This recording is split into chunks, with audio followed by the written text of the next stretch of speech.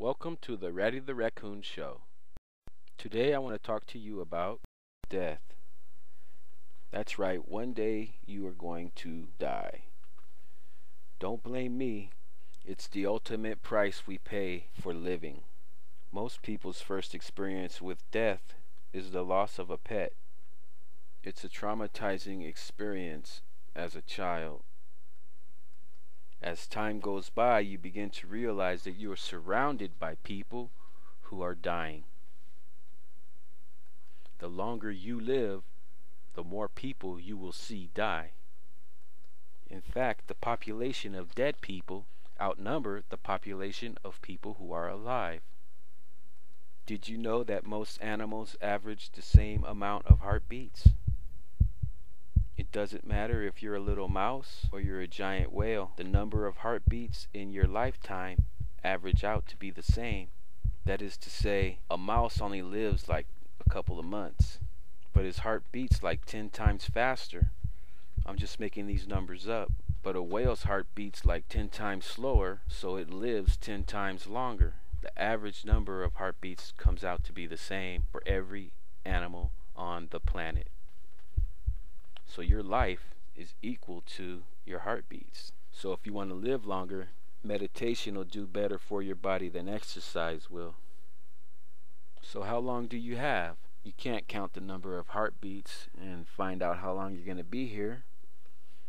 But you can use mathematics to figure out approximately how long you have. Have you heard of the death clock? So what is it? I'm not talking about that cartoon band on the Cartoon Network. I'm talking about the website, www.deathclock.com. You can go there and enter your personal information and have that web page calculate how much time you have left. But warning, even though you know that it's going to happen, when you actually see a date, you may become depressed. But just remember, it was going to happen whether you knew it or not. So, take that with a grain of salt. Now that you know how long you have left, what's going to happen after it happens? If you follow one of the major religions of the world, then you believe when you die, your spirit goes to heaven or hell, depending on how good or bad you were. Or you may believe that you become reincarnated, or you may believe that nothing happens at all, that you just cease to exist. So it really doesn't matter what you believe. One day you will die.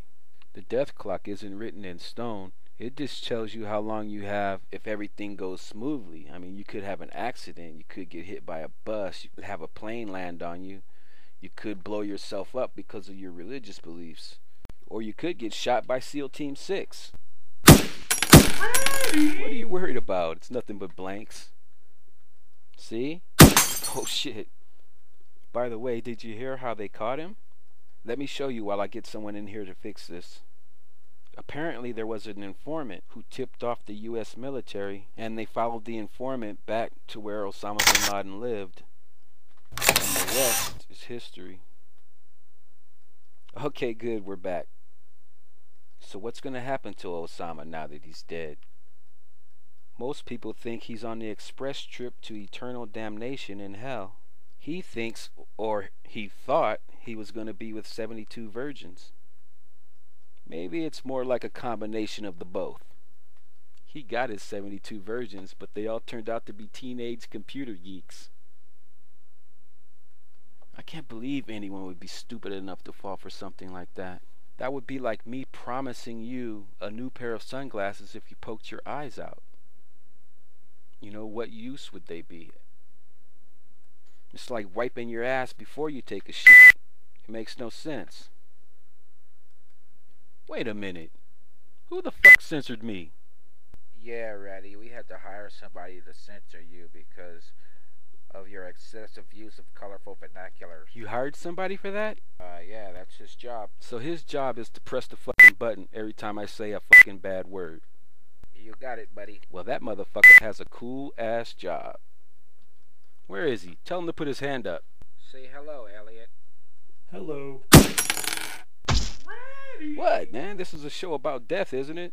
Yes it is. Well, Well, you doesn't mean you can go around shooting people. Well, lucky for us, this is just a cartoon. Go ahead, man. Brush yourself off and stand up. Uh, he's not moving, Ratty. Oh, yeah.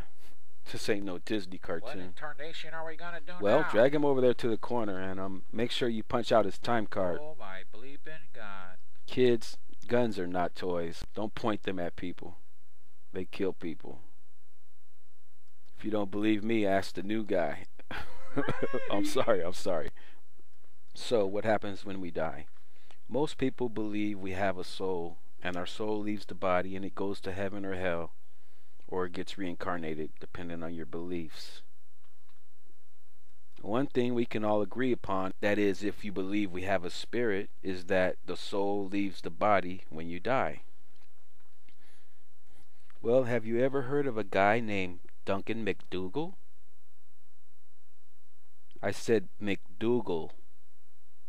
My bad. Well, he was a guy, he was born around April 10th, 1901, and he was a scientist, and he attempted to measure the soul by weighing people that were about to die.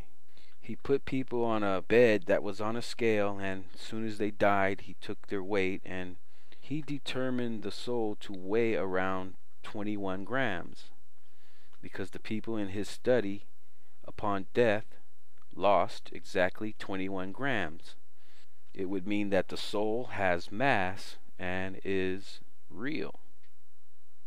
But unfortunately, no one has been able to duplicate his experiment. Even today, we have measuring equipment that is 1,000 times better than what he had back in 1901. The results of his experiments cannot be duplicated. So what is it? So what is it then? Where does it reside? Some people believe it's in the heart. Some people believe it's in the stomach. Some people believe it's the aura that surrounds your body. Some people believe it's your chi. Some people believe it resides in the nucleus of every cell in your body. You've heard the stories about people who get donated organs and then they suddenly take on new behaviors that they never had before, only later to find out the person they got the organ from had that particular behavior. It's almost as if a part of that person's personality was transplanted with the organ. Well, now with the new science, quantum physics, scientists think they are on to or about to discover what the soul actually is. So what is it? This is not hocus pocus or science fiction. This is coming from the same people who brought us the cell phone, the laser, the TV, microwave ovens, the internet. Did you even know that GPS would not work if we didn't understand E equals mc squared? Who would have thought that gravity could affect the flow of time?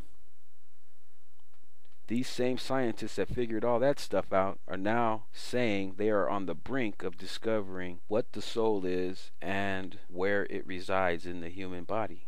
So what is it? Basically what they're saying is the soul equals consciousness, and that consciousness is a product of the universe, and bits of information are carried on these quantum particles, and that these particles flow into your brain, into these little microtubules, they call them. And then when these tubules are filled with this quantum material, it forms a certain pattern, and that pattern is what you perceive as consciousness. This pattern is you. And they say when you die, this pattern flows back into the universe, but that once the pattern is formed, even though they disperse to opposite ends of the universe, they still remain connected through a process called entanglement. So what is it? Entanglement is that you take two particles and you can separate them by any amount of space, but these two particles still remain connected. If you do something to this particle over here, it will affect this particle over there, even though it's millions and billions of light years apart. They're still connected. That's the basics of entanglement. So scientists now believe that through entanglement, some form of your consciousness can be retained after death. So I want to know what you think. Follow the links in the show notes and watch the videos that explain all this. This way you can comment on what you think about this subject and not look like a complete idiot because you will have seen the videos. This isn't a discussion about religion or what your religion tells you should believe. We all know that story. Quotes from the Bible, the Quran, or any other religious book are not factual arguments and will be ignored. This is a discussion about new ideas, not the same old ideas that we all already know. So watch the videos, come back, tell me what you think. Till next time.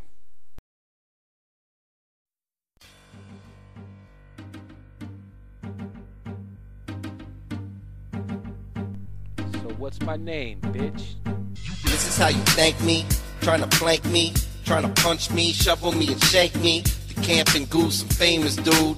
And I don't give a fuck what your name is, noob, what your rank is, or what clan you're from. Right click so much, you gotta